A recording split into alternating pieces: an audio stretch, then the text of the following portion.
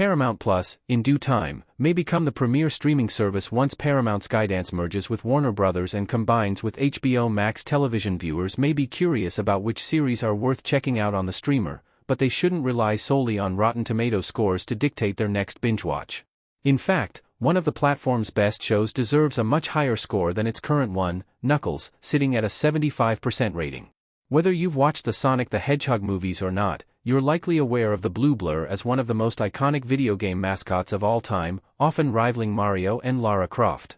Even for the few who are unaware of the character, Paramount's sci-fi movie franchise has one of its best casts, including Jim Carrey and Keanu Reeves, but no voice actor comes close to embracing their character like Idris Elba does with Knuckles the Echidna. The series follows Knuckles taking on a protege in Adam Pally Wade Whipple, the goofy deputy sheriff of Green Hills, who is training for a bowling tournament in Reno, Nevada. Though it might be an odd series to watch if you're unfamiliar with the Sonic franchise, at its core, Knuckles is a surprisingly great buddy comedy about generational trauma, self-acceptance, and, because it's Knuckles, kicking butt. Knuckles is a better show than it gets credit for. It's got action, drama, comedy, and plenty of heart. Paramount Plus. If you'd watched the first two Sonic the Hedgehog movies released prior to Knuckles' premiere, it's easy to write the series off as an odd move for Paramount, considering Knuckles and Wade are largely comic relief in the films. However, the odd coupling makes for some of the most interesting storytelling, not only in the Sonic movies but in the video game franchise as a whole. Though Sonic shows from years before also got the Echidna right, Knuckles adds some surprising depth to the character as a warrior desperate to prove himself to the ghosts of his Echidna elders. Wade, a pathetic loner, makes for a great foil to Knuckles, but as the Echidna learns more about Wade and his desire to impress his absentee father, a champion bowler himself, the two find a lot of common motivation. It's not all fun and games, though.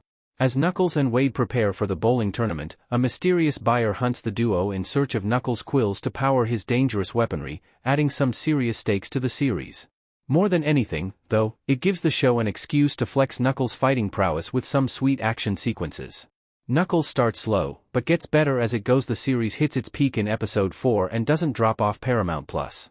If you're somehow not convinced that Knuckles is worth watching after one episode, just wait until you get to episode 4, directed by none other than Jorma Taccone of SNL's The Lonely Island. It's the action-packed follow-up viewers need after the quieter third episode, in which Knuckles and Wade hide out at Wade's childhood home, attending a Shabbat dinner where Knuckles learns about Wade's dysfunctional family dynamics. After Wade is kidnapped, Knuckles encourages him to visit the Great Battleground in the Sky, where Wade learns of Knuckles' origins from the Echidna Elder and gains the courage to free himself.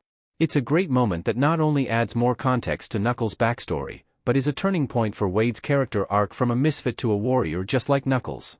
In addition to this stellar episode, Knuckles boasts a lot of fun moments and a really great supporting cast, including Christopher Lloyd, Rory McCann, Eddie Patterson, Kid Cudi, Stockard Channing, and Cary Elwes. It may be even goofier than the Sonic movies, but the fact that a series like this can be as good as it is gives us a little hope that Paramount Plus will have more great content in the future, maybe.